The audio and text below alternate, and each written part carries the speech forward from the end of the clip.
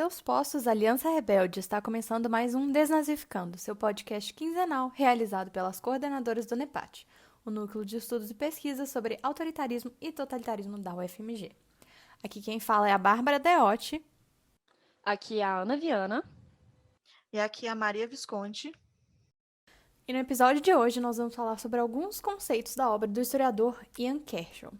A gente vai falar aqui hoje da ideia de trabalho em direção ao Führer, autoridade carismática, das opiniões da população alemã durante o Terceiro Reich, enfim, mais uma miscelânea de coisas que o Kershaw falou e escreveu ao longo da vida dele. Como vocês já devem saber, a gente está fazendo lá no nosso Instagram a Semana Ian Kershaw, em homenagem ao aniversário desse historiador que a gente gosta tanto, né, e que é uma referência enorme para qualquer pessoa que queira aí se aventurar a estudar nazismo. Infelizmente, a maior parte das obras do Kershaw ainda não foram traduzidas para o português, então a gente espera que esse conteúdo aqui também possa auxiliar a divulgar ainda mais esses conceitos tão importantes para a compreensão do Terceiro Reich. Mas, bom, para início de conversa, né, vamos apresentar a nossa estrela do episódio, Sir Ian Kershaw. Sim, ele é um Sir. Nasceu em Manchester e concluiu seu doutorado em Oxford. Uma parte muito curiosa da carreira do historiador é que ele, assim como a nossa coordenadora Ana, passou boa parte de sua carreira sendo medievalista, né? E aí ele mudou completamente o rumo dos seus estudos nos anos 70, que foi quando ele passou a focar no século XX e no regime nazista. O Kershaw foi professor de História Moderna na Universidade de Sheffield até a sua aposentadoria e foi também um grande discípulo do Martin Brozat, né? Ele fez parte do Projeto Bavária, inclusive, que foi onde ele começou as suas reflexões sobre a visão dos cidadãos comuns acerca da figura de Hitler, né, que depois culminou em obras importantes como algumas que a gente vai mencionar hoje. Por exemplo, The Hitler Myth, Image and Reality in the Third Reich e Popular Opinion and Political Dissent in the Third Reich. Assim como o Brozat, o Kershaw também faz parte da linha de historiadores que tenta compreender a organização, ou melhor, a desorganização do regime nazista, em conjunto com a construção da imagem de Hitler, né? O Kershaw é uma das maiores e mais reconhecidas referências sobre o Terceiro Reich e também sobre o Hitler. Em português, né, a gente tem acesso apenas a algumas das obras dele, como, por exemplo, a biografia de Hitler, o livro O Fim do Terceiro Reich, A Destruição da Europa de Hitler, De Volta ao Inferno, Europa 1914-1949 e 10 Decisões que Mudaram o Mundo. Todos eles foram lançados pela Companhia das Letras. E o Kershaw, além de tudo isso, também é conhecido por ter feito uma consultoria histórica em séries da BBC como The Nazis, A Warning from History e War of the Century. Então, né, uma vez encerrada essa introdução, a gente vai começar a falar um pouquinho sobre os conceitos da obra do Kershaw. Vamos lá? Bom, gente, então, para começar, a gente vai falar de uma obra bem bacana, super importante e, infelizmente, ainda não traduzida para o português, como a Bárbara mencionou no início do episódio, que é Hitler, the Germans and the Final Solution, né? Hitler, os alemães e a solução final, na qual a gente encontra uma coletânea de textos do Kershaw que foram lançados aí ao longo da carreira dele. Meu colega de profissão, tanto medievalista quanto estudioso do nazismo, não é mesmo? E, bom, na introdução, ele vai falar um pouco sobre a sua própria trajetória e também sobre as suas pesquisas acerca do Terceiro Reich. O Kershaw se considera um historiador do período moderno, da Alemanha moderna e do nazismo, mas não do Holocausto. O seu interesse inicial foi em como as pessoas normais reagiram ao nazismo e como essas pessoas reagiram à perseguição dos judeus. Esse interesse surgiu, como a Bárbara já mencionou, ao longo do desenvolvimento do projeto Bavária com Martin Brozat, quando Kershaw se impressiona de fato com como a perseguição aos judeus era de importância secundária para a população e como isso teve pouco impacto na opinião popular sobre Hitler. De acordo com ele, e com a maioria dos historiadores, né, da atualidade, a questão judaica teve mais a ver com a indiferença do que com o ódio. E aí nós temos uma frase do Kershaw que ficou assim super famosa e é constantemente citada, que veio do livro Popular Opinion and Political Dissent. Ele diz o seguinte: The road to Auschwitz was built by hate, but paved with indifference, né? Ou seja, a estrada até Auschwitz foi construída pelo ódio, mas pavimentada com a indiferença. É importante fazer um breve parênteses aqui para explicar e também criticar a utilização dos termos questão judaica e solução final. Esses são termos que os nazistas usavam para se referir ao problema judeu, ou seja, para se referir às maneiras possíveis de viabilizar o extermínio da população judaica na Europa. A gente não gosta muito de ficar usando esses termos nos nossos próprios trabalhos, justamente para não reforçar, de fato, essa nomenclatura que foi criada pelos próprios perpetradores desse regime.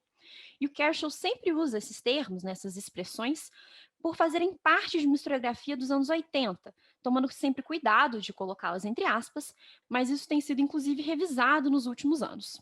É sempre bom dizer a chamada questão judaica ou alguma coisa nesse sentido para enfatizar que você não está de fato adotando essa expressão. Mas bom, o que o Kershaw nos mostra ao longo da sua obra, sobretudo naquelas sobre a opinião popular durante o Terceiro Reich, era que enquanto os judeus estavam sendo exterminados durante a guerra, a maioria dos alemães tinha outras preocupações, que eram cotidianas e absolutamente regulares. O historiador utiliza o conceito de indiferença, apesar de ter sofrido algumas críticas por causa disso, para compreender esse momento. Para ele, a indiferença não quer dizer necessariamente neutralidade. Ele compreende a indiferença como um conceito que carrega aí esses vários tons e que queria dizer que algumas preocupações eram mais importantes naquele momento para as pessoas, e isso é algo que a gente pode, inclusive, trazer para a atualidade, né? Nossas preocupações do dia a dia raramente são menos importantes do que todo o resto. Sempre estamos aí mais preocupados, sei lá, com o preço do supermercado, a estabilidade dos empregos, com a dinâmica do trabalho, dia a dia familiar, do que com outras questões que tocam todo mundo como sociedade. E o Kershaw nos lembra também que, para compreender esse período do Terceiro Reich, a gente precisa sempre ter em mente a distinção entre o que as pessoas podiam saber e o que elas sabiam, e também o que elas faziam com essas informações. Ele nos diz que precisamos distinguir entre o que as pessoas sabiam, e elas sabiam bastante, o que elas faziam com essa informação, ou seja, que elas tinham consciência de que o genocídio estava ocorrendo, mesmo que essa palavra, né, genocídio, não estivesse em circulação. E embora elas compreendessem isso apenas parcialmente, e também as suas reações, ou seja, um espectro de aprovação aberta à condenação em branco, embora com um afastamento apático de conhecimentos e eventos desagradáveis, que não poderiam ser evitados como os mais difundidos. O Kershaw propõe uma divisão da população entre uma minoria de antissemitas radicais, uma pequena minoria de pessoas que desaprovavam a perseguição e que estavam dispostas a ajudar os judeus, e o mais importante, uma grande parte da população que era antissemita em maior ou menor grau, mas que era passivamente tolerante à perseguição mais radical. Nós já falamos aqui sobre essas perspectivas, não é? Quem ouve o nosso podcast com certeza já ouviu isso várias vezes, não é? Estamos acostumadas a trazer esse tipo de reflexão, mas se você é novo por aqui, está chegando agora, temos algumas recomendações para vocês de outros episódios que podem ajudar a complementar essa discussão. Como, por exemplo, o episódio número 13, que se chama Hannah Arendt e a Banalidade do Mal, com o professor Adriano Correia. O episódio 15, Modernidade e Holocausto, conceitos da obra de Zygmunt Bauman, e também o episódio 18, do Dicionário de Conceitos, Culpa e Responsabilidade. Mas bom, para concluir essa primeira parte, é importante dizer que o Kershaw sempre nos lembra que, apesar de defender esse conceito de indiferença, não é possível determinar os motivos da aceitação ou da própria indiferença. Ele aceita e reconhece que até o período do meio da guerra houve um aumento considerável de aprovação de políticas para remover os judeus da Alemanha. No entanto, mesmo que essa passividade ou indiferença tenha prevalecido, não podemos saber se ela refletia a moral, indiferença, má consciência, supressão de conhecimentos incômodos, medo das consequências ou aprovação tácita do que estava sendo feito. Apesar do seu trabalho ser, em grande medida, focado na percepção da população e da avaliação da opinião popular durante o Terceiro Reich, como bom historiador, ele próprio admite que seu trabalho só pode ser levado até um certo ponto, não é? Uma interpretação profunda e definitiva sobre a posição da população alemã acerca da solução final é impossível de determinar.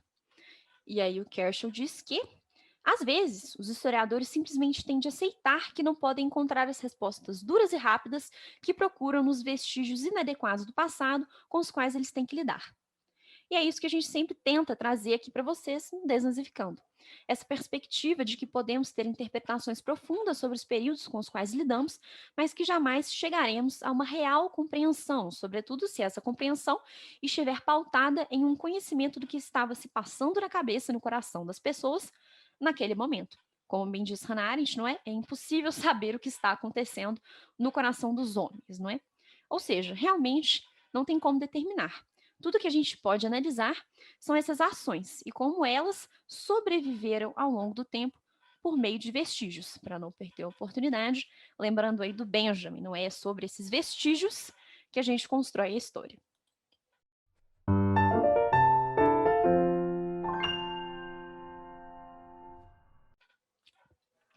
Bom, gente, então agora nós vamos para um dos conceitos mais importantes da obra do Ian Kershaw, acho que também um dos conceitos mais conhecidos, que é o conceito de working towards the Führer, ou seja, trabalhando em direção ao Führer. A gente já fez um post sobre esse conceito, inclusive a gente vai deixar o link aqui na descrição do episódio no nosso site, mas vamos lá, né? O que é esse conceito? Para a gente entender melhor, a gente vai ter que voltar um pouquinho em outro conceito, que é o de personalidade carismática, autoridade carismática, do Max Weber, muito utilizado pelo Ian Kershaw e que vai ajudar a gente a entender tanto esse conceito de trabalho em direção ao Führer, quanto o mito do Führer e quanto até a própria concepção do Kershaw sobre a figura do Hitler. É importante a gente entender o conceito do Max Weber também. Na verdade, eu acho que esse conceito todo de autoridade carismática, liderança carismática, personalidade carismática, enfim, vale um episódio próprio. E se você acha isso legal, comenta aqui para a gente saber o que a gente pode fazer.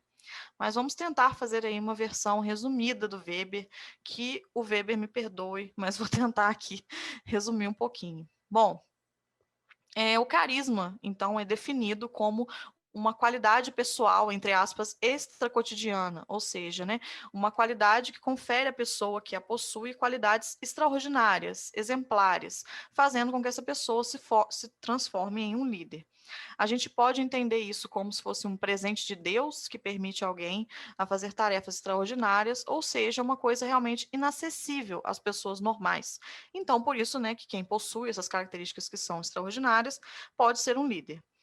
Então, essa pessoa que é dotada de carisma pode se transformar, nesse sentido, em uma liderança carismática, a depender, então, de uma situação carismática em potencial.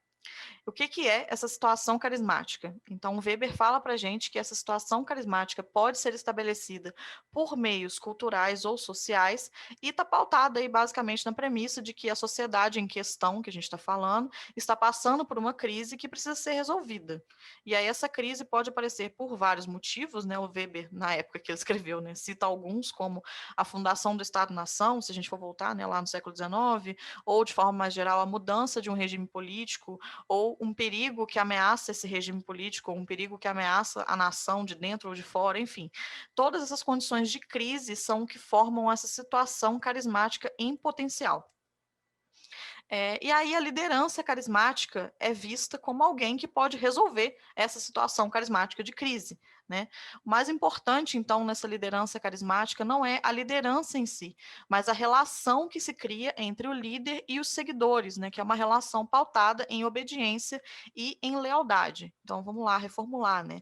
Uma pessoa que contém carisma, que contém características extraordinárias, pode se tornar um líder carismático que, dadas as condições de uma situação carismática, ou seja, de uma sociedade em uma crise, pode se tornar uma liderança carismática se ela for vista como uma pessoa que vai resolver essa crise dessa sociedade. E aí o que o Weber está chamando a atenção é que a partir do momento que essa liderança carismática está instituída, o mais importante é a relação que se cria entre essa liderança e as pessoas que estão em volta, né? O Weber, inclusive, entende que a liderança carismática é sempre um novo tipo de relação social, né? Então, ela contém propriedades específicas. Então, o que vale realmente é como esse carisma e essa relação é percebida e avaliada entre todo mundo que está ali, né? Entre os adeptos.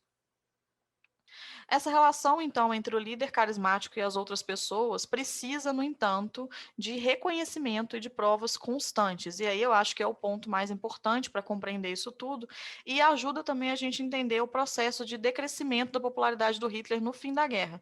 Uma coisa que a gente não vai poder falar tanto aqui hoje, mas que o Ian Kershaw explora bastante no livro dele, o The Hitler Myth, né, o mito do Hitler. Porque o Kershaw parte do princípio de que Hitler tinha uma relação muito alta de de popularidade com a população alemã nos primeiros anos do governo, mas a partir do momento que vai chegando o final da guerra, e principalmente quando ele começa a ter um distanciamento muito grande da população, ele começa a perder popularidade. E aí que é essa relação conflitante de o carisma do Hitler não está mais dando provas constantes para os seguidores.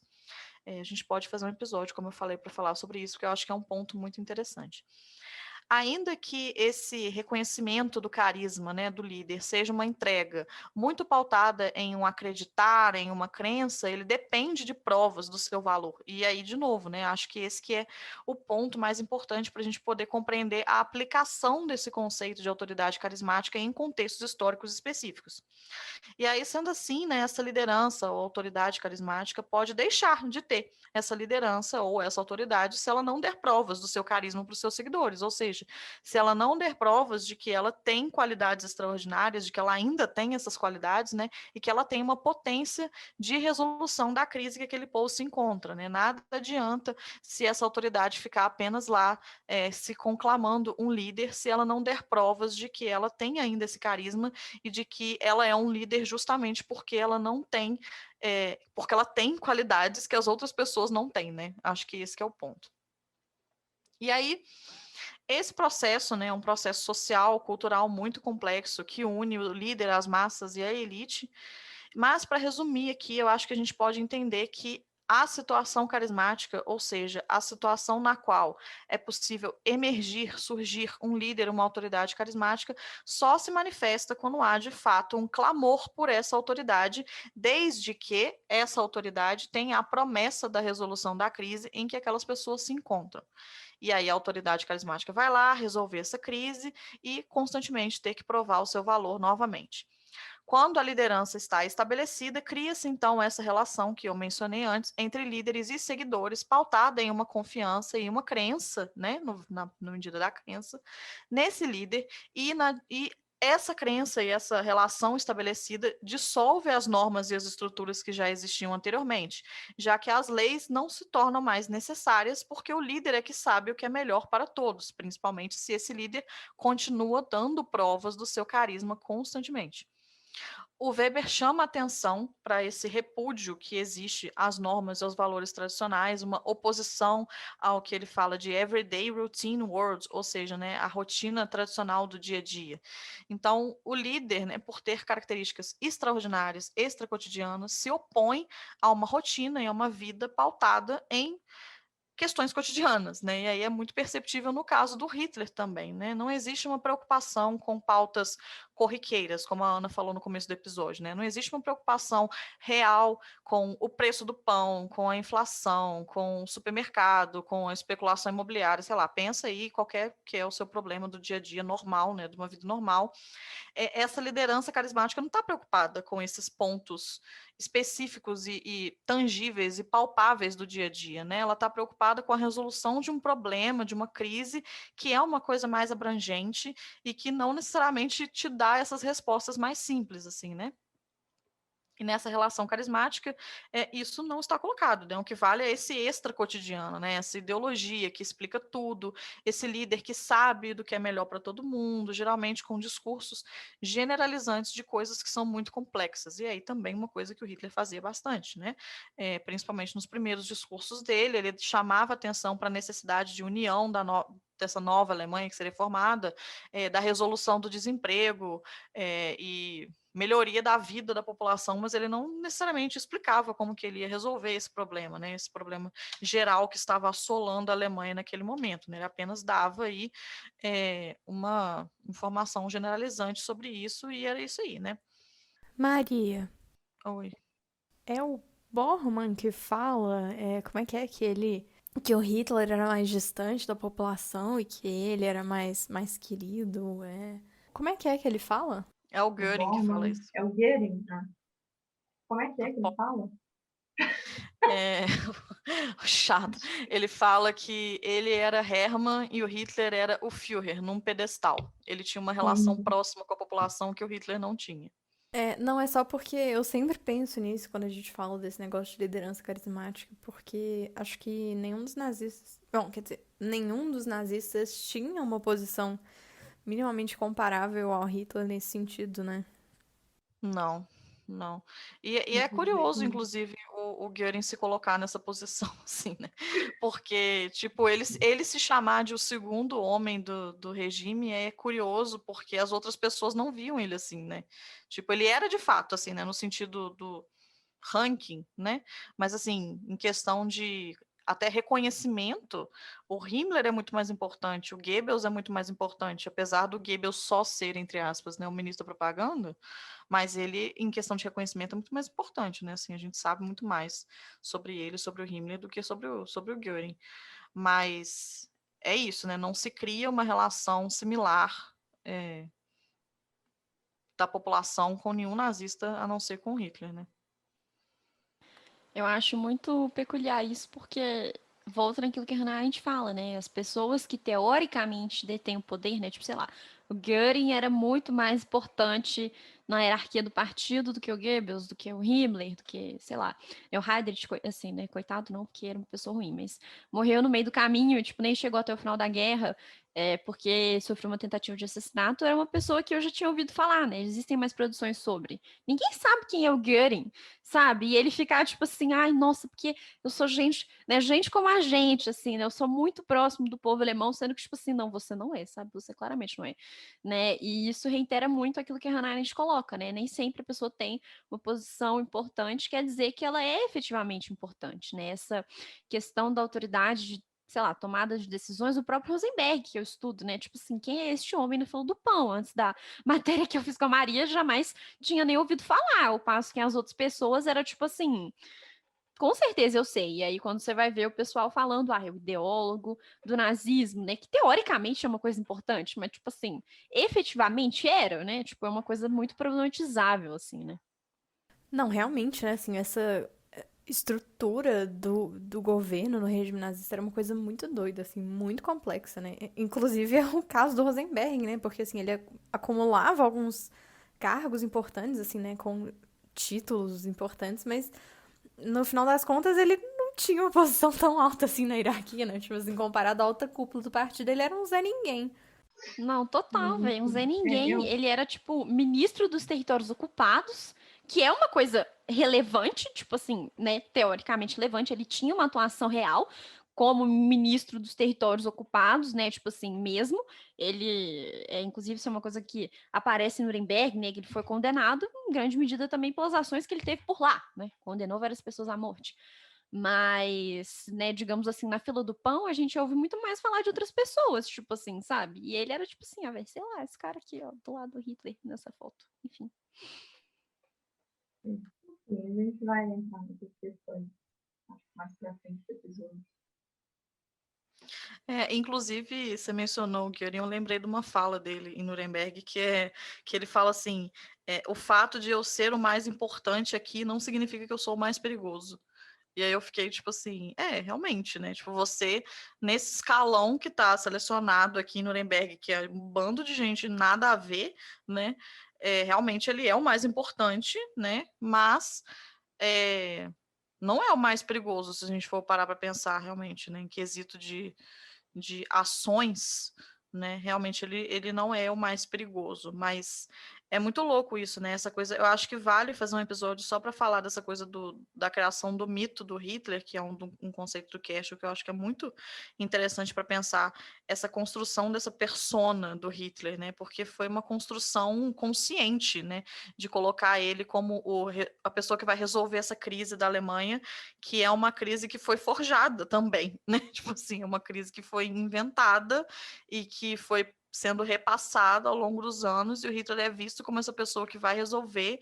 O Goebbels, inclusive, fala, tipo, o Hitler é o símbolo da Alemanha. Eles falam isso em Nuremberg, inclusive, tipo, quando eles estão defendendo o Hitler em Nuremberg, eles falam, eu vi o Hitler como símbolo da Alemanha. É realmente uma relação social nova que está sendo criada, não é uma relação normal que você tem com um governante X, tipo assim, sei lá, seu presidente, não o nosso presidente, né, óbvio, mas um presidente que seja minimamente ok, né? Não tô falando nem um presidente bom, presidente ok. Você tem um presidente ok, você tem uma relação que não é essa relação, né? Tipo assim, não é essa relação dessa conjuntura, assim, é muito louco mesmo.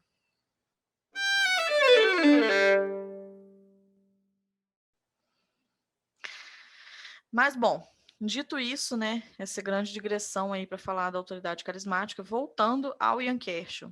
Ele utiliza esse conceito de autoridade carismática e aplica no caso nazista para explicar a relação formada entre o Hitler e a população alemã, como a gente está falando aqui, né? Aliás, não só entre o Hitler e a população alemã de forma geral, mas também entre o Hitler e os outros nazistas. Vamos elaborar isso um pouquinho. O Arthur Greiser, membro da SS e governador-geral do território ocupado polonês, denominado pelos nazistas de Vaterland, em 1942, recomenda o extermínio de 35 mil poloneses que estavam com tuberculose. Quando ele encontra alguns entraves, né, para essa decisão do extermínio, ele foi questionado se o Hitler não deveria ser pessoalmente consultado sobre o extermínio. Sobre isso, o Greiser responde: eu mesmo não acredito que o Führer precise ser questionado novamente sobre esse assunto, especialmente porque, em nossa última discussão a respeito dos judeus, ele me disse que eu poderia prosseguir com isso de acordo com o meu próprio julgamento. Ou seja, né, uma fritação muito boa que vamos começar aqui agora. Para a gente tentar entender esse tipo de iniciativa de membros do partido, né, o Kershaw cunha o conceito, então, de trabalhar em direção ao Führer, working towards the Führer, que a gente já falou. O conceito, né, de forma literal, foi definido por um nazista em 1934 como o dever de todos de trabalhar em direção ao Führer nos moldes que ele desejaria. Isso é uma citação direta de um documento de 1934. E ele nos auxilia a compreender aí essas noções de participação, de colaboração dentro do Terceiro Reich, porque trabalhar em direção ao Führer, na verdade, poderia querer dizer uma infinidade de coisas diferentes, né, perpassando aí por vários graus de culpa e de responsabilidade, porque, na verdade, o Hitler, com os seus discursos, dava o tom do que poderia ser interpretado. E a partir daí, a gente tem um monte de formas diferentes de colaboração dentro e fora do partido, colaborações que eram necessárias para o resultado final da visão do Hitler, que era a construção desse mundo ariano. E aí o Kershaw diz que, uma citação aqui: por meio da metáfora de trabalhar em direção ao Führer, tentei sugerir aqui que a visão incorporada na reivindicação de liderança de Hitler serviu para canalizar uma variedade de motivações sociais, às vezes contraditórias e conflitantes, em promover intencionalmente ou não os objetivos nazistas intimamente associados às próprias obsessões ideológicas do Hitler. E aí o Kershaw vai falar para a gente que a função mais importante do Führer é a de facilitador, que ele chama de enabler. Como facilitador, o Hitler dava um apoio implícito a todas as ações realizadas no que se acreditava ser o seu desejo. E o seu desejo, essa sua visão, era apresentada de forma extremamente vaga, não só para a população, como para os próprios nazistas. Então, essa sanção que ele dava era uma sanção dada em vários níveis diferentes, em várias linhas diferentes de ação, algumas ações mais leves, entre aspas, e outras extremamente violentas, como o caso da SS, tudo sobre uma permissividade que era embasada nessa visão do líder, né? Uma visão, de novo, né, totalmente vaga. Aliada à ideia de facilitador, né, nessa coisa de enabler, o conceito, então, de trabalhar em direção ao Führer desempenhou um papel muito importante na radicalização da política de extermínio dos judeus, já que a interpretação que o funcionário teria das ordens do Hitler ofereceu aí um escopo para violências enormes por parte dos funcionários da SS, que foi o caso que eu acabei de mencionar, do Greiser falando que ele tinha que matar 35 mil judeus porque o Hitler deu carta branca para ele fazer isso. No caso, né, trabalhar em direção ao Führer também significava um desejo de aprovação, né? Isso é percebido também em todos os graus de inserção dentro do partido e, de novo, na própria população. Então, esse conceito de trabalhar em direção ao Führer serve não só para a gente entender como as pessoas cometiam ações porque elas se sentiam autorizadas, porque elas sentiam que elas tinham uma permissividade para cometer essas ações, como também serve para a gente entender como as pessoas cometiam determinadas ações porque elas tinham um desejo de aprovação, né? Acho que esse é um ponto importante. E aí, mais uma citação aqui do Kershaw. Talvez o mais importante de tudo, como facilitador, a autoridade de Hitler deu apoio e sanção implícitos àqueles cujas ações, por mais desumanas e radicais que fossem, caíam no âmbito ideológico geral e vago de promover os objetivos do Führer. construindo uma comunidade nacional, preparando-se para o confronto com o bolchevismo, purificando o Reich de seus inimigos políticos e biológicos ou raciais e removendo os judeus da Alemanha, oferecia licença gratuita a iniciativas que, a menos que inoportunas ou contraproducentes, eram mais ou menos garantidas com uma sanção de cima. Então, dá para a gente perceber aí que esse conceito serve para a gente compreender essa noção muito vaga das ações e dos limites das ações das pessoas dentro do Terceiro Reich. E aí, em um sentido indireto, né, o conceito pode ser entendido aí onde a motivação ideológica era secundária ou até mesmo inexistente, mas a função objetiva das ações era de implementar os objetivos e os desejos do Hitler. E aí, de acordo com Kershon, né, o resultado dessas ações, ainda que fossem indiretas, foi, entre aspas, a radicalização irrefreável do sistema e o surgimento gradual de objetivos políticos intimamente relacionados aos imperativos ideológicos representados por Hitler. E aí a gente vai dar aqui alguns exemplos de trabalhos em direção ao Führer, né, que não requeriam uma ação direta em relação ao extermínio e que também não requeriam uma concordância ou uma aceitação ou um apoio à ideologia nazista em si, no sentido mais profundo da coisa. Por exemplo, estavam trabalhando para o Führer cidadãos que denunciavam vizinhos para a Gestapo. Estavam trabalhando para o Führer indivíduos que esperavam um crescimento na carreira por meio da burocracia estatal do Terceiro Reich. Estavam trabalhando em direção ao Führer pequenos empresários que faziam denúncias para acabar com a competição, médicos que nominavam pacientes para o programa de eutanásia por interesse em uma comunidade eugênica e saudável, o que não significa necessariamente uma concordância com o regime nazista como um todo, e sim com uma perspectiva eugênica que era comum no século XX, e a gente vai ter um episódio para falar sobre isso, não se preocupem, com uma convidada muito especial. Mas voltando, estavam trabalhando em direção ao Führer juízes e advogados que cooperaram com o fim de todas as salvaguardas legais da República de Weimar para limpar a sociedade de elementos criminosos, entre todas as aspas, né? Grandes empresários que, visando o lucro, financiaram a guerra e auxiliaram o trabalho escravo durante essa guerra, líderes não nazistas que queriam restaurar a hegemonia da Alemanha na Europa, conservadores que não gostavam dos nazistas, mas gostavam menos ainda dos comunistas, enfim, tudo isso são formas indiretas e não necessariamente ideológicas de trabalhar em direção ao Führer, mostrando aqui que o conceito do Kerschel pode ser aplicado para todos os níveis da sociedade alemã naquele período, não só entre os próprios nazistas, mas entre as pessoas comuns. Vamos lá. O que o Kerschel afirma aí para a gente é que o Hitler conseguiu fazer de forma muito eficiente a mobilização da sua autoridade carismática para níveis muito mais amplos, né? E retomando o que a gente estava falando antes. Então, nesse sentido, o Tratado de Versalhes, o trauma da Primeira Guerra Mundial, a derrota nacional, a destruição da Alemanha por forças externas e internas, o comunismo, a divisão interna da sociedade, né? Todas essas questões que estavam em pauta, né? Essa crise que eu falei que é uma crise forjada, tudo isso, aí citando Kershon novamente, ofereceu o potencial para a afirmação carismática ganhar amplo apoio, estendendo-se muito além da comunidade carismática original, e para fornecer a base para essa comunidade carismática criar uma nova forma de Estado. E aí aqui é o que a gente estava falando no começo, sobre a construção dessa autoridade carismática, né? O Hitler, com todos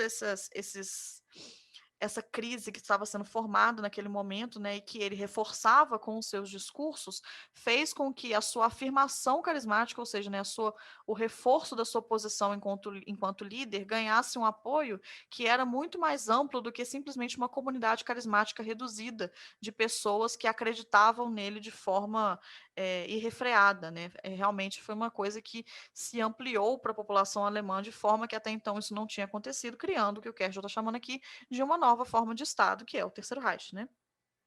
Porém, uma coisa que o Kershon também chama atenção é que existe uma característica muito diferenciada que a gente tem que levar em conta no Terceiro Reich, que é uma sociedade altamente burocratizada, com uma divisão de trabalho e uma responsabilidade flutuante, coisa que a gente já falou aí no nosso episódio sobre os conceitos do Bauman. E isso tudo estava coexistindo com a figura carismática do Adolf Hitler. E aí o Kershon defende que, citação aqui do Kershon de novo, o que ocorreu no Terceiro Reich não foi a suplantação da dominação burocrática pela autoridade carismática, mas sim a sobreposição desta sobre a primeira, ou seja, a autoridade carismática se sobrepôs sobre a dominação burocrática. onde o direito constitucional agora poderia ser interpretado como não mais do que a formulação jurídica da vontade histórica do Führer, visto como derivado de suas realizações notáveis, e onde o principal advogado constitucional da Alemanha poderia falar de poder do Estado sendo substituído por poder do Führer, irrestrito.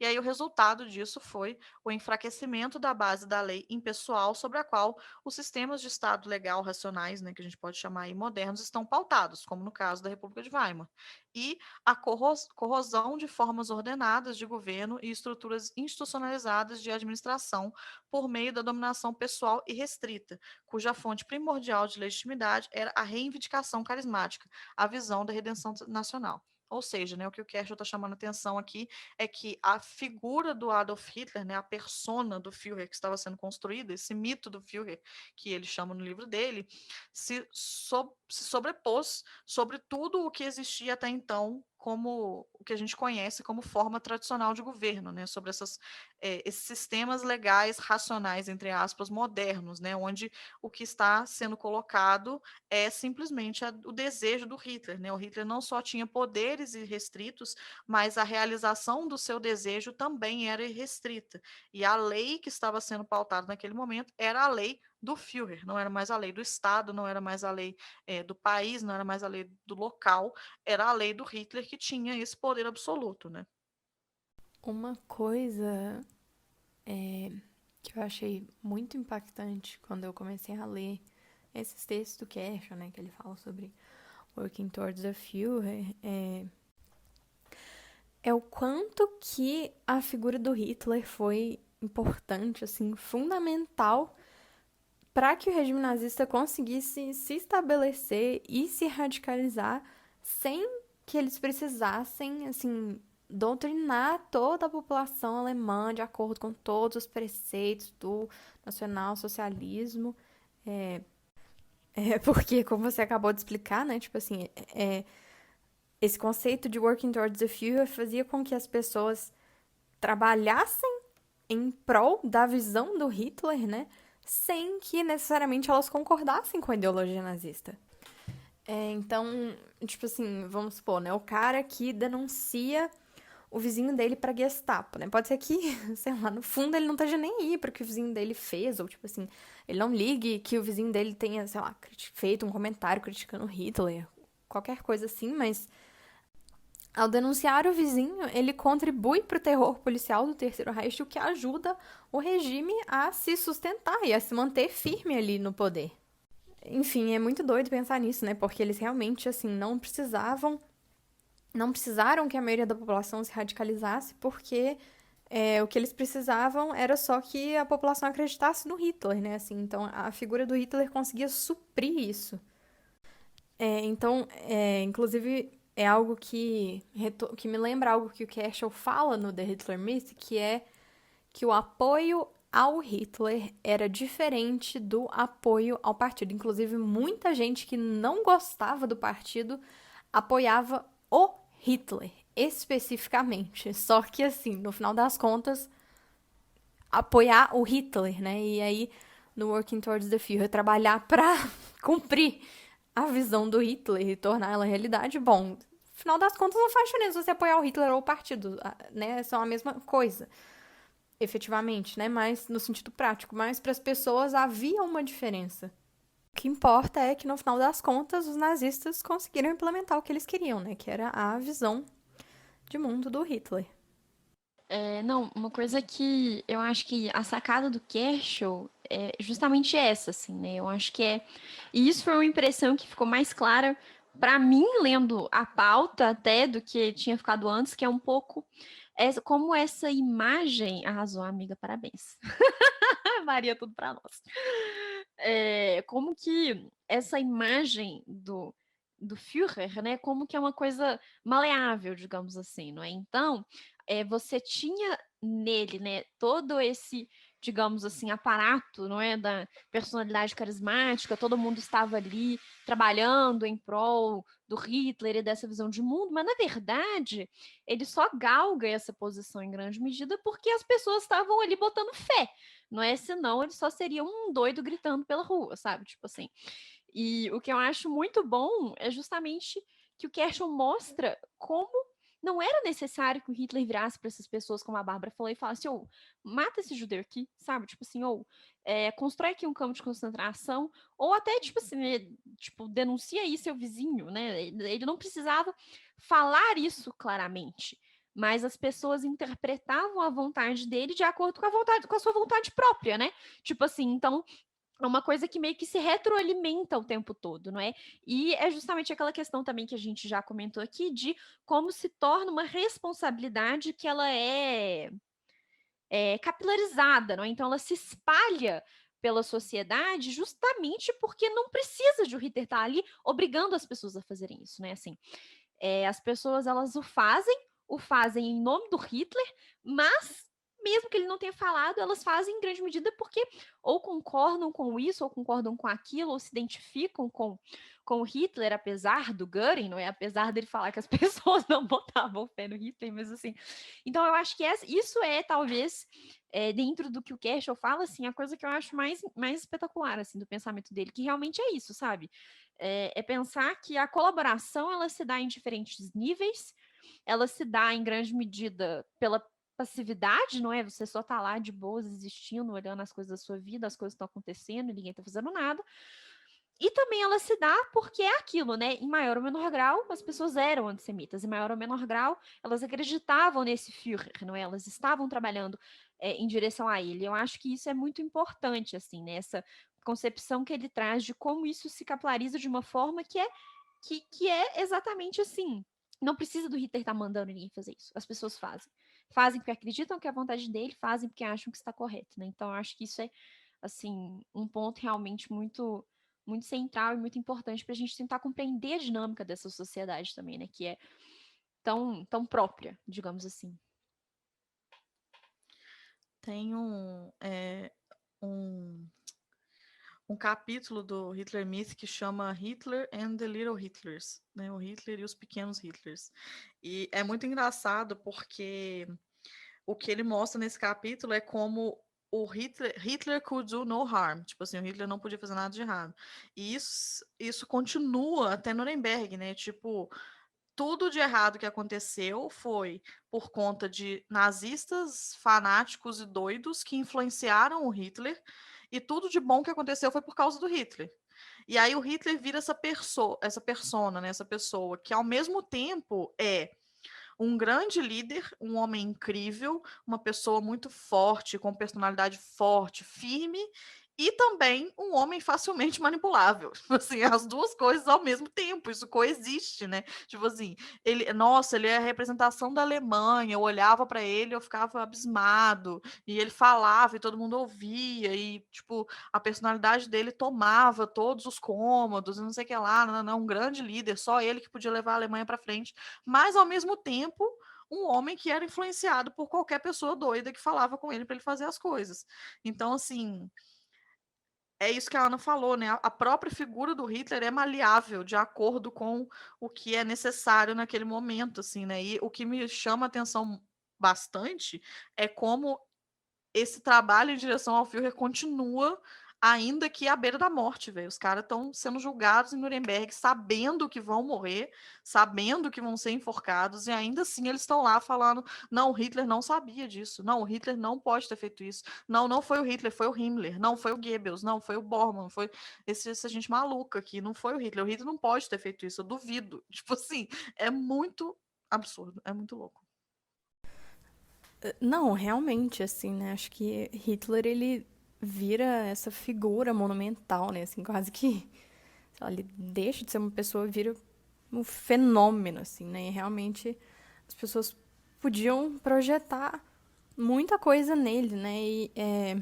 E eu fico pensando muito nessa questão de que, tipo assim, as pessoas falavam que, nossa, não, se Hitler não tivesse começado a guerra, tipo assim, ele teria sido o melhor governante de todos os tempos, né? Como se fosse possível separar esse Hitler que governou ali de 33 a 39 e depois o Hitler que começou uma guerra de 39 a 45, né? Como se, tipo assim, a guerra tivesse sido um acidente, né? Assim, o governo nazista não precisava ter feito isso, né? Só que não, porque os nazistas tinham esse plano de começar uma guerra de expansão já há muito tempo, né? Então, aquele período do governo de Hitler antes da guerra não é o período do governo de Hitler antes da guerra, sabe? Só existe um governo de Hitler e não tem como separar, sabe? Não tem como separar o Hitler que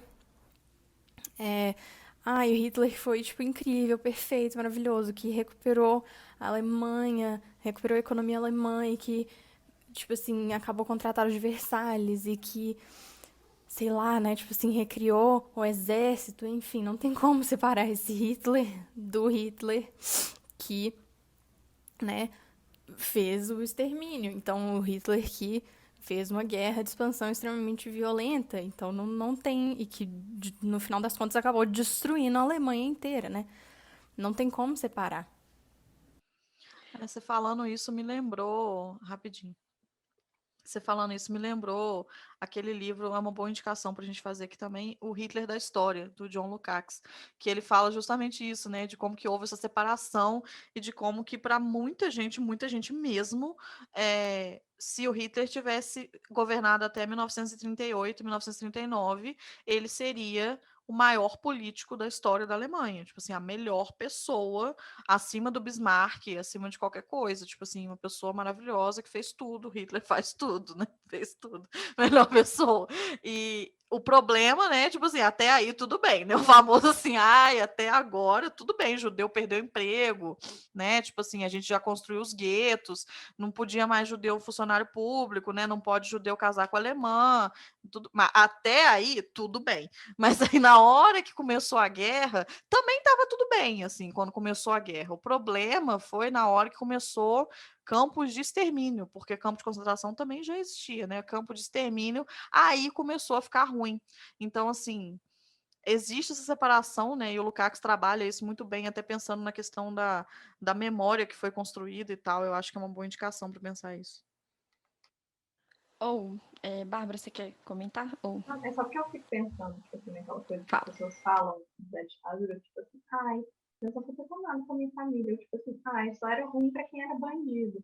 Eu acho que é meio essa coisa. Não, os campos de concentração é só para redes sociais, é só, tipo assim, para criminosos, deu, tô de boas, mas aí o campo de extermínio, são pessoas que não fizeram absolutamente nada, aí é outra história, né? E aí, de repente a questão muda. Só que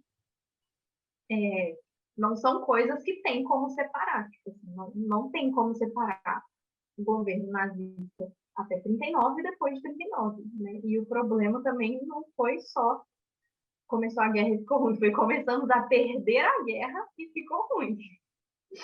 Quando estávamos ganhando a guerra, estava ótimo também.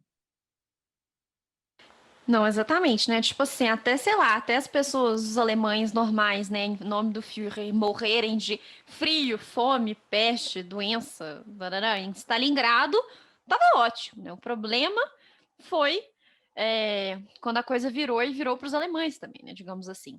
Mas o que eu ia comentar, é porque, bom, não seria Ana se não citasse o Benjamin, também não seria Ana se não citasse a Margaret Atwood, né? Mas é porque a Bárbara falou essa questão, né, do Hitler, Maria também, sobre como existia essa cisão, né, entre o Hitler, que é o Führer, e o Hitler, né? O Hitler, pessoa do Hitler, e o Hitler que é ruim, que condena as pessoas à morte, e o Hitler, salvador da pátria.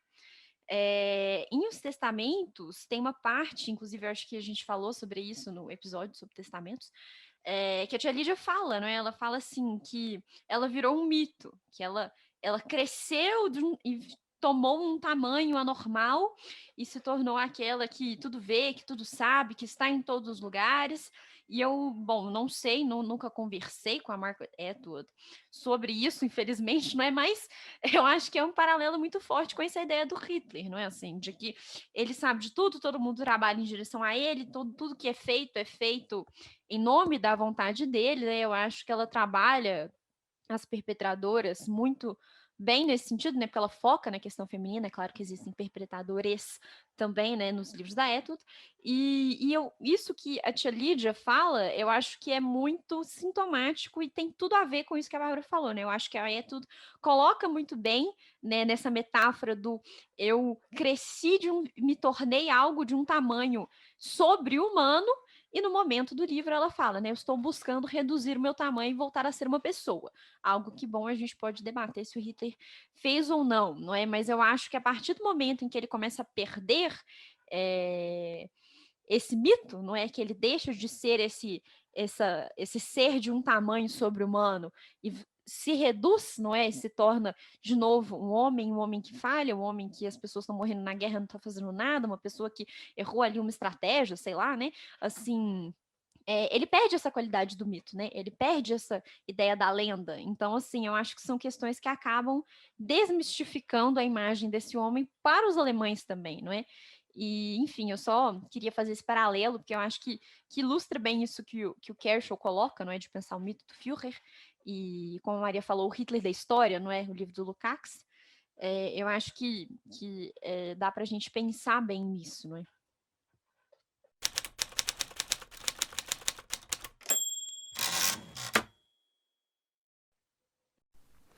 Bom, e o Kershaw também fala que trabalhar em direção ao Führer significava uma efetivação do imperativo categórico do Terceiro Reich, que é um termo que o Hans Frank utilizava, né?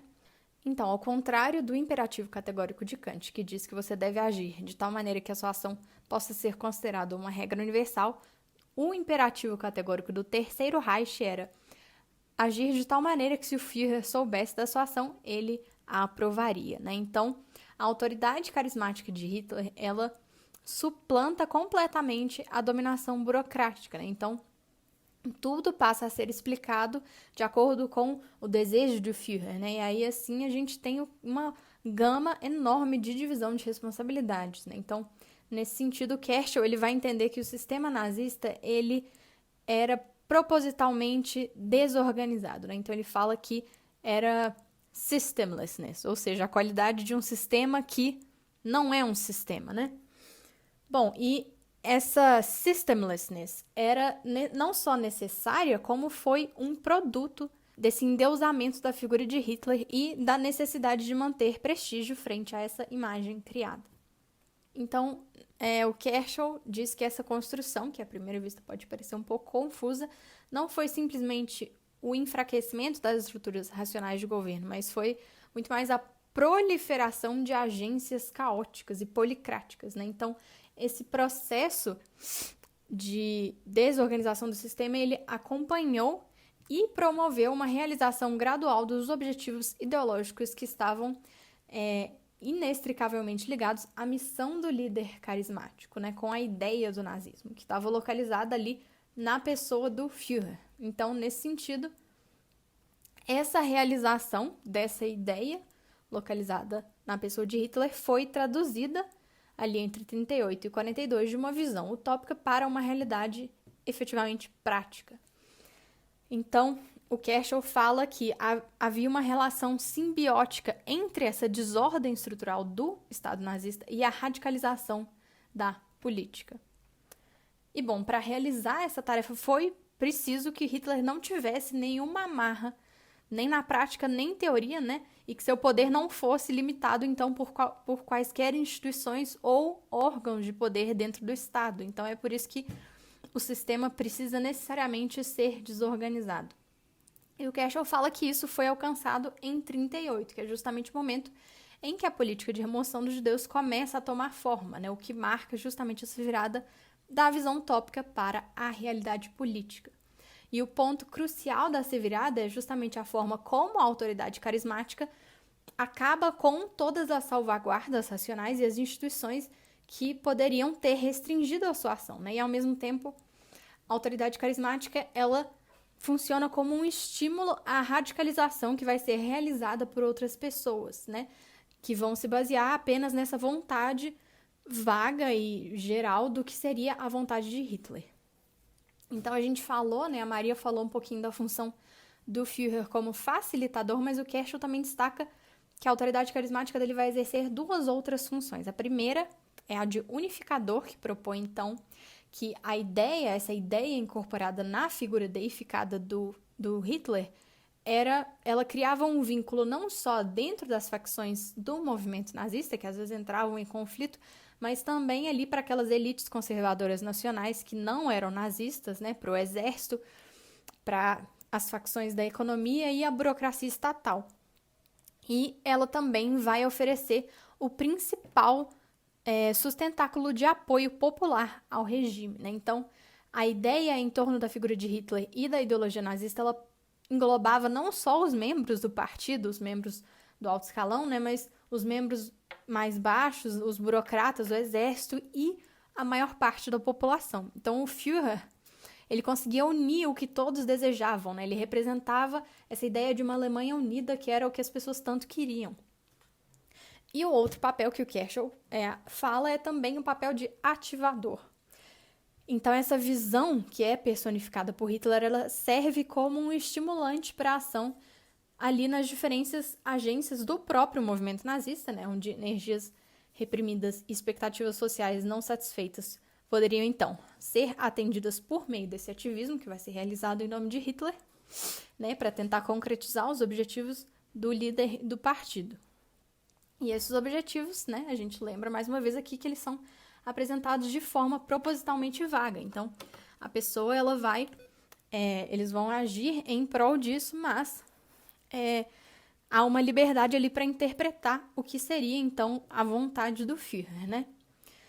Então, esse papel de ativador nos diz que essa visão personificada por Hitler, né? Essa ideia que gira ali em torno dele, e a ideologia vão inspirar, né, e mobilizar as pessoas para a ação.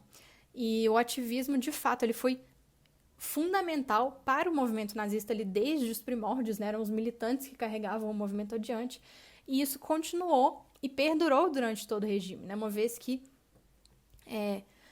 a figura de Hitler vai ter esse papel de ativador, e então essas ações, né, podem se tornar um modo de transpor essa visão do Hitler para a Alemanha, né? Bom, a gente espera que tenha dado para perceber que esse conceito de trabalhar em direção ao Führer, ele consegue abarcar ali toda uma gama de compreensão de como era a lógica de funcionamento do Terceiro Reich, né, e qual que era o relacionamento ali com essa figura do Hitler, né? Então, o que o Kerschel vai propor é uma relação intrínseca entre responsabilidade, ação e justificativa, que vai ser pautada nessa persona do Führer, né, que representava a ideia do nazismo e a ideia da Alemanha. O Hitler, ele acabou servindo de muitas maneiras como um receptáculo e um ponto de apoio para questões internas. E aí isso se pauta, como a gente falou, como a Maria explicou no começo também, nessa nova relação social que vai ser formada por meio da autoridade carismática, né? Essa relação criada entre o líder e a comunidade carismática gera uma nova gestão de sentimentos e emoções, que vai tornar a compreensão do fenômeno ainda mais complexa para a gente que está tentando estudar isso, né? Mas o Kerschel diz que, abre aspas, de todas essas maneiras, a visão utópica ligada ao Führer, indefinida e amplamente indefinível, forneceu diretrizes para a ação, que receberam significado concreto e conteúdo específico pelo impulso voluntário de uma ampla variedade de, muitas vezes, concorrentes agências do regime. Então, trabalhar em direção ao Führer é um conceito fundamental para a gente compreender melhor as ações dos nazistas de diferentes graus de importância, inclusive ali dentro do partido, mas também para a gente analisar a dinâmica de funcionamento do Terceiro Reich como um todo. Então, esse conceito auxilia a gente a compreender a dimensão do apoio e da participação da população alemã na implementação das políticas nazistas. Então, ao mesmo tempo em que esse conceito nos auxilia a olhar para membros do alto escalão do NSDAP, como, por exemplo, o Göring, que a gente citou aqui, né? E também para burocratas, como é o caso exemplar do Eichmann, também é um conceito que permite que a gente analise a participação da população, né? Que muitas vezes não vai ter uma relação direta ou uma identificação ideológica com o nazismo, mas que ainda assim vai agir de modo que essa ideologia se instaure e seja perpetuada. Sempre importante pontuar aqui, né, como qualquer conceito, trabalhar em direção ao Führer não explica a totalidade do fenômeno histórico do nazismo, ele não se aplica a todos os casos de atuação, direta ou indiretamente ali dentro do regime nazista, né? Se o Kerschel tivesse explicado tudo sobre o nazismo, a gente não precisaria estar aqui estudando, né? Como qualquer conceito, ele se aplica a determinados casos e não a outros, e tem aí suas limitações, mas ainda assim é um conceito muito importante e muito útil.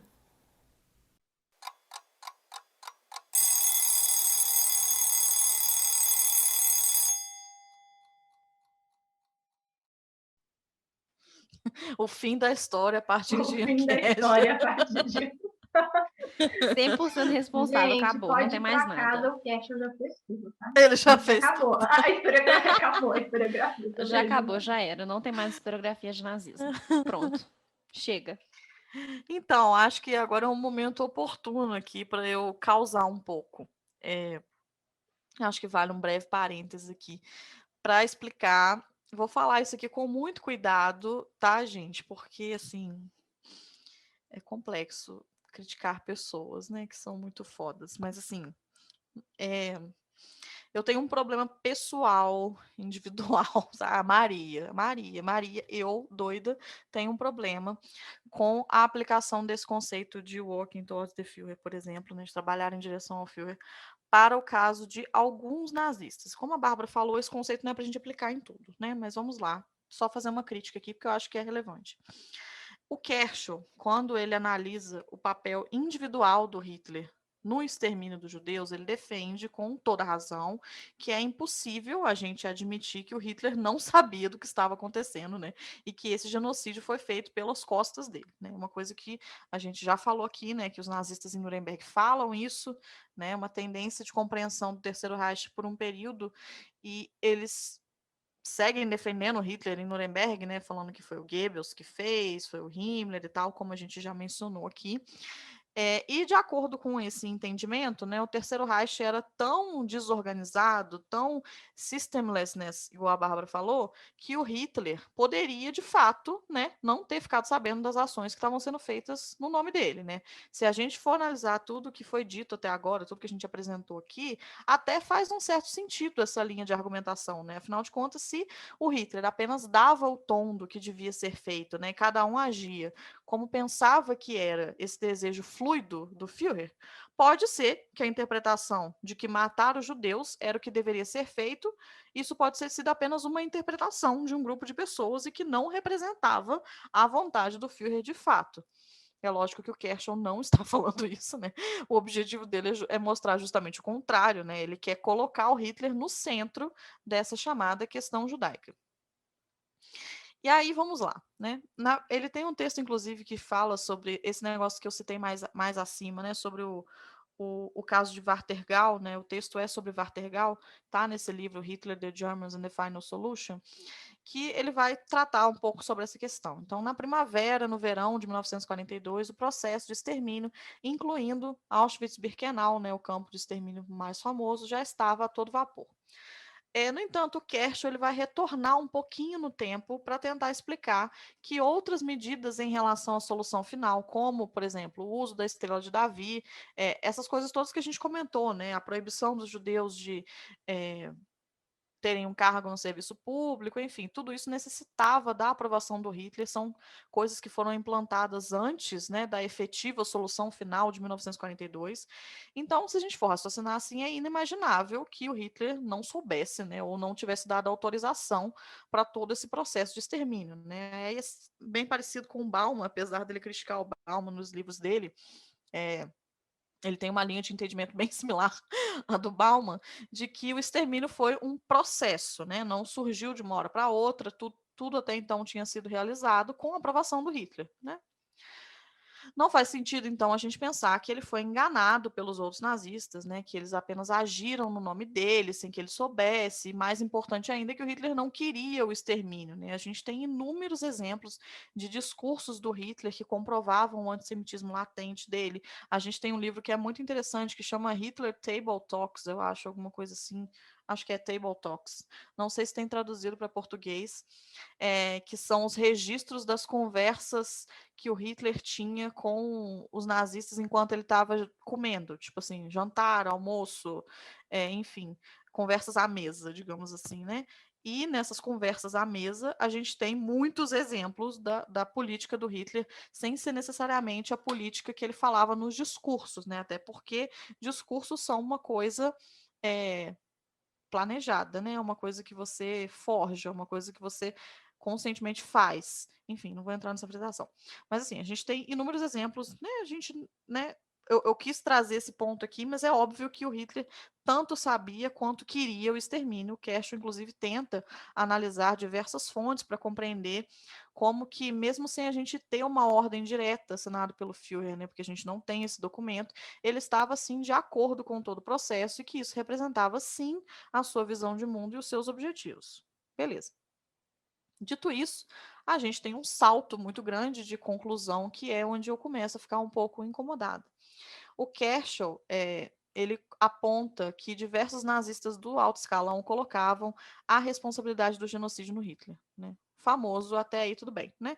O Heinrich, que a Ana mencionou, né, tinha uma responsabilidade enorme pela implementação, na verdade ele tinha maior responsabilidade, né, pela implementação do programa de extermínio, afirmava que estava agindo mediante a autoridade do Hitler. O Himmler fala isso, o Eichmann fala isso, o Rudolf Höss, que não é tão conhecido, mas era o comandante de Auschwitz, também fala isso. Todos homens fundamentais para esse processo, que também afirmavam nos seus depoimentos de julgamento, o Himmler não, né, mas assim, Himmler falou isso ao longo da vida, que estavam agindo mediante as ordens do Hitler. E aí o problema, me parece, é quando a gente toma isso de uma forma literal. Entender de forma literal que o Hitler está por trás de todas as decisões do Himmler é uma escolha metodológica. E aí eu acho que esse é o ponto, né? Que talvez não fique tão claro quando a gente está lendo a obra do Kershaw. Tipo assim, por exemplo, o Eichmann ou o Rudolf Höss, que eu mencionei, né, o comandante de Auschwitz, falarem nos seus julgamentos que a ordem veio pessoalmente de Hitler, pode querer dizer que a ordem veio de fato de Hitler, ou pode simplesmente querer dizer que veio de cima e que eles apenas presumiram que foram a ordem de Hitler. Ainda assim, o desejo do Rose, do Eichmann, era de matar os judeus, de modo que, assim, não importa muito se a ordem veio do Hitler ou não, né? É muito importante, eu acho que, na verdade, o mais importante é a gente lembrar que esses homens estão falando isso nos seus julgamentos, quando Hitler já estava morto. Então, dizer que a ordem veio do Hitler é muito conveniente, né, e pode servir de forma de justificativa e de desresponsabilizar suas ações individuais. Então, quando o Eichmann fala, eu fiz isso porque o Hitler mandou, pode ser porque o Hitler mandou, como também pode ser que ele queria fazer isso e ele achou que era isso que o Hitler queria, e aí o conceito de trabalhar em direção ao Führer com certeza funciona, e aí ele fez, como também pode ser que ele queria fazer isso, e aí ele fez. Né? E, de toda forma, ele dizer que o Hitler mandou ele fazer não quer dizer que o Hitler mandou ele fazer. Né? Ele pode estar falando isso só porque ele quer se desresponsabilizar disso individualmente. Né? E aí, que eu estou dizendo, é uma escolha metodológica. Eu não estou colocando em xeque aqui, obviamente, né, o papel do Hitler no extermínio, nem que ele sabia, nem que ele deu autorização, né? Fiz uma longa digressão para explicar como é mais do que comprovado de que, apesar da gente não ter uma ordem direta do Hitler, né, é muito óbvio que ele fez parte do processo, né? Foi uma figura ativa e que se não fosse por ele o extermínio não teria acontecido. Mas o que eu estou tentando refletir um pouco aqui, com um pouco mais de profundidade, é o papel desses outros homens no extermínio. Né? Será que a gente pode dizer que o Rudolf Höss, o Adolf Eichmann, o Heinrich Himmler, o Reinhard Heydrich estavam participando ativamente do genocídio apenas para cumprir os desejos e as ordens do Führer? Será que o extermínio foi fruto apenas do trabalho em direção ao Führer?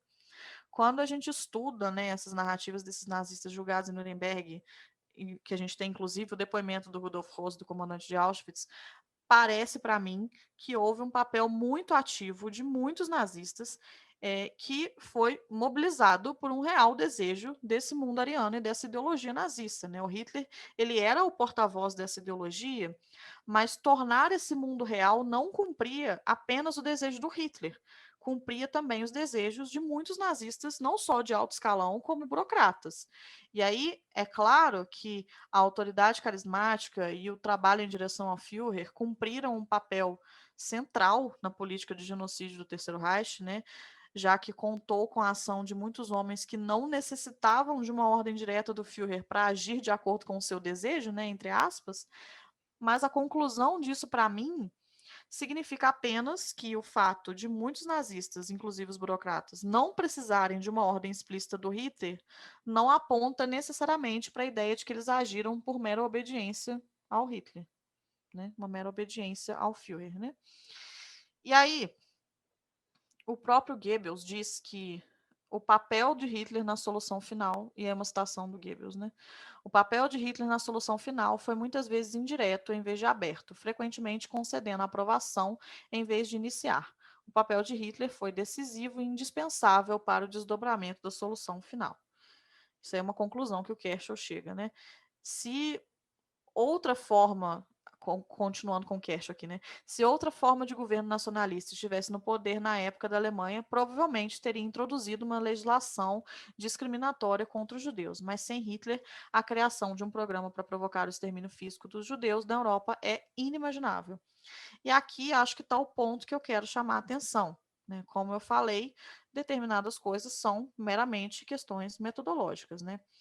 E estou totalmente de acordo com essa citação aqui, com essa perspectiva de que sem o Hitler o extermínio dos judeus é inimaginável, né? Que com certeza outro governo meramente conservador e nacionalista teria, entre aspas, apenas feito legislações discriminatórias e teria circunscrito os judeus, talvez. Mas o ponto é esse, né? O trabalho do Kerschel como um todo vai muito na linha de dar ênfase à figura do Hitler, né? Como a gente mencionou, ele tem esse livro The Hitler Myth, ele tem Hitler, The Germans and the Final Solution, ele tem a biografia do Hitler, né? Enorme e tal. É um trabalho de toda uma vida que pensa essa questão da figura do Hitler, né? E da centralidade da figura do Hitler no regime nazista. E não estou falando que não existe essa centralidade, eu estou 100% de acordo. Mas a minha pesquisa, por outro lado, de doutorado, dá ênfase nos outros homens, né? Dá ênfase nos homens que tornaram Hitler possível, que deram cabo às decisões que foram atribuídas a Hitler. Então, para mim, enquanto pesquisadora, os executores e os motivos dos executores são tão importantes quanto o líder do regime que tornou tudo isso possível. E aí essa tem sido a minha percepção, e aí por isso que eu falei que é uma crítica que eu estou fazendo com muito cuidado, porque na verdade, nem é uma crítica, né? Eu estou simplesmente apontando que o Kerschel tem uma escolha metodológica diferente da minha. E que aí eu uso o trabalho dele para milhões de coisas, mas não para todas as milhões de coisas que eu tenho que trabalhar, né? E essa tem sido também a minha percepção por enquanto, mas vai saber, né, como que vai estar a minha cabeça quando eu terminar essa tese, né? Deus no comando. Ano que vem vocês descobrem aí se eu conseguir elaborar essa teoria minha aí que eu estou falando aqui, tal qual uma doida, ou não.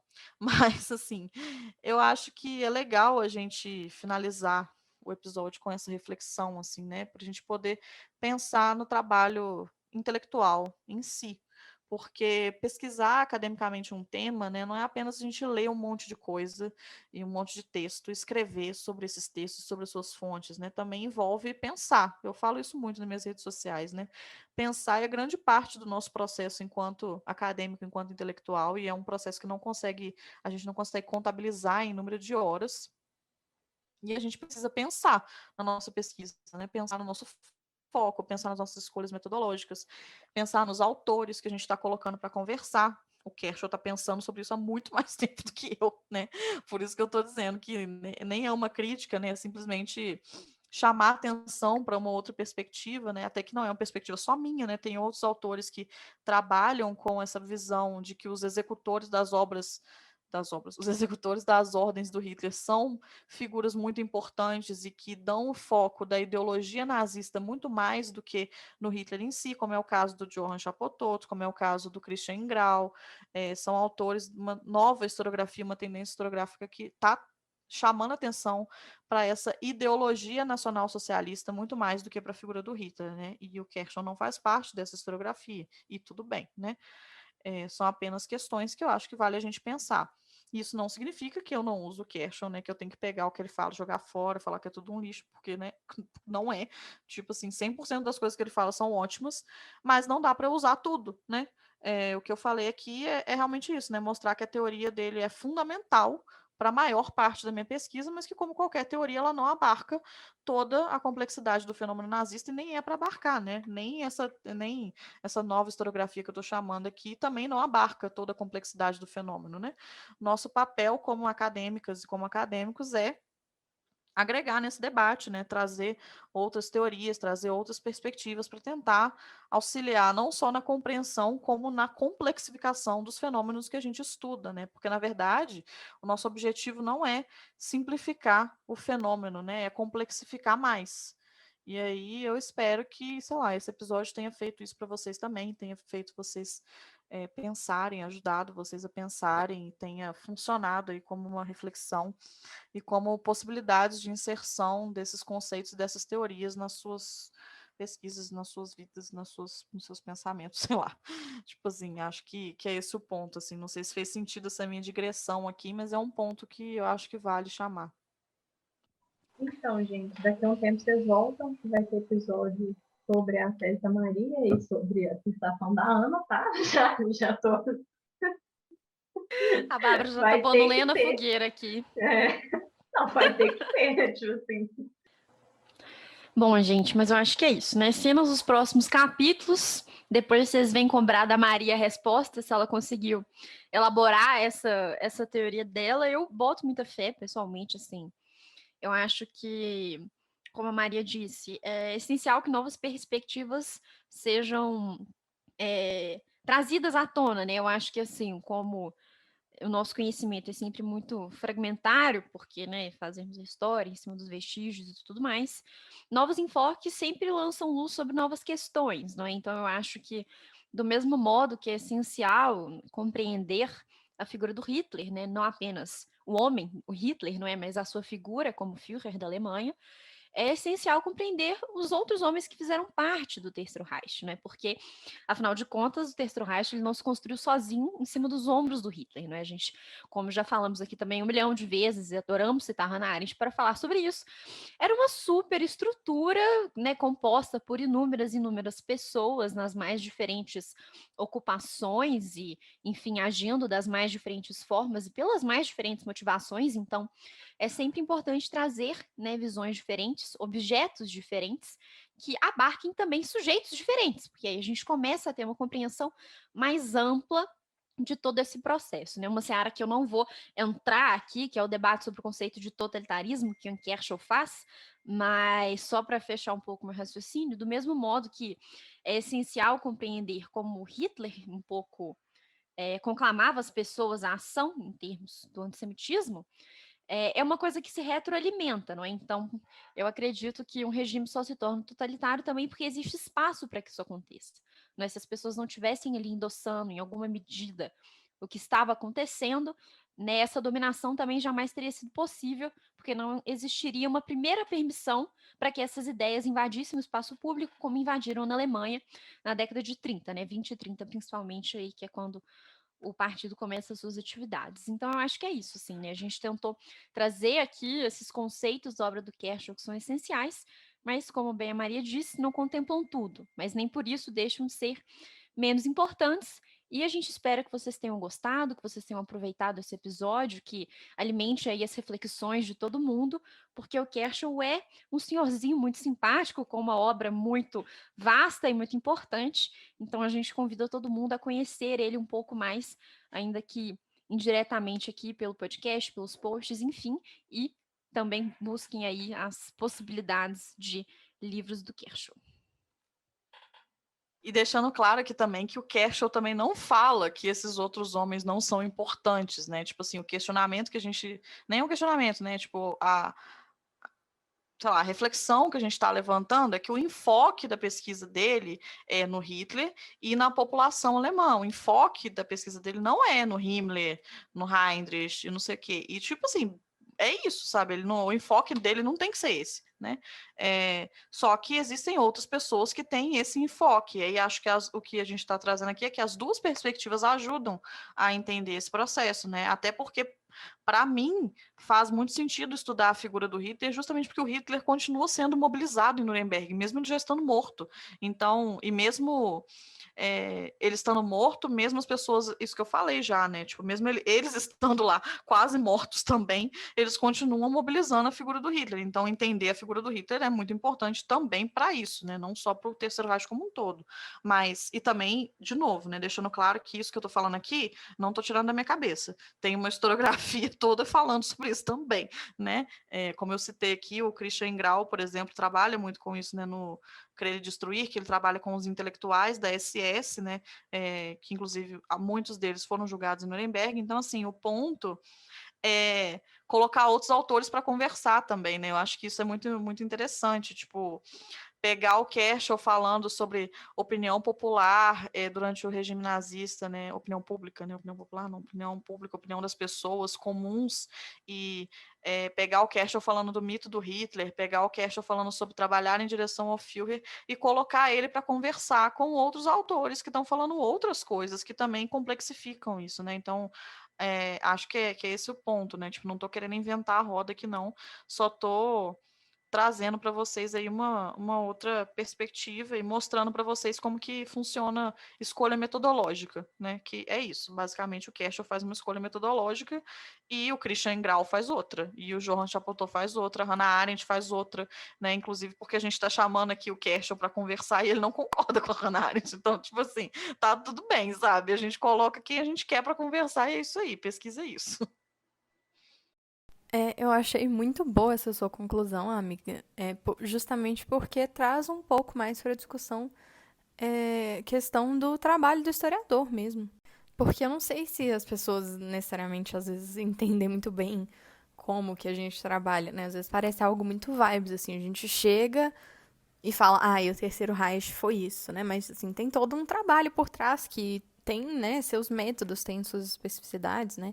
A gente não tira as coisas do nada, né? Então, acho que essa discussão que você fez sobre o Kershaw e sobre a sua pesquisa foi muito bom para, tipo assim, justamente destacar isso, né? Como que a gente tem diferentes abordagens metodológicas e como que a gente vai fazer esse tratamento das fontes, né, de diversos modos e justamente trazendo essa questão, né, de que a pesquisa, a gente não faz nada sozinho, né? A gente não faz a história sozinho. No final das contas, a gente precisa sempre precisamos que várias pessoas pesquisem coisas diferentes e tenham enfoques diferentes para que a gente possa ter uma compreensão daquele período histórico que seja realmente complexa, né? Que seja realmente profunda e que realmente assim consiga abarcar aquele período, porque uma pessoa só não consegue fazer nada, né? Então, é muito importante para a história esse diálogo, né? Que a gente converse, que perspectivas diferentes conversem. Não é uma coisa que uma pessoa só dá conta de fazer, né? É importante destacar essa questão, assim, dos recortes, né? E de como é importante a gente focar em uma coisa e se dedicar à pesquisa daquilo, né? Porque se a gente for pensar na ideia de um trabalho que englobe tudo, que tente abarcar tudo, primeiro, que isso seria impossível, né? Assim, não é factível você fazer algo assim. E segundo, que não teria profundidade nenhuma, né? Porque, assim, você tentar refletir sobre tudo, no final das contas, suas reflexões não teriam validade nenhuma, né? Seriam muito rasas. A história é algo complexo, né? Assim, a existência humana é algo muito complexo. Então, a gente precisa sempre buscar agregar cada vez mais. Conhecimento é sempre coletivo, não é? Ninguém constrói conhecimento sozinho. Ainda que a pesquisa às vezes seja solitária, não é? Todo mundo adora falar isso, que apesar de que a pesquisa é muito solitária e você fica lá lendo as suas fontes, ninguém faz isso sozinho, né? Eu acho que isso é uma dimensão essencial. A pluralidade de visões, ela geralmente, né, na verdade, sempre quando feita com comprometimento, enriquece o que a gente está construindo. Não é todo mundo que fala com cuidado, mas quem fala certamente sempre contribui. Então, eu acho que isso também é uma dimensão essencial que a gente, né? Bom, estamos nós três aqui debatendo e construindo coisas juntas, não é? Então, eu acho que já fica claro que a gente acredita nisso, mas nunca é demais ressaltar que isso é uma dimensão essencial da pesquisa e é algo que a gente também gosta de pontuar aqui.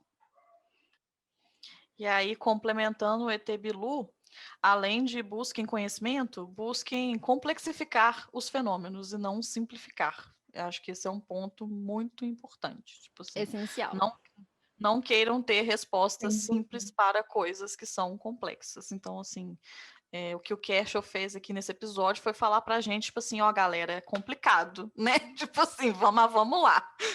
Vamos lá, complicado, mas vamos Filósofa lá. contemporânea Avril Lavigne já diria, não Avril é mesmo? Lavigne, complicated.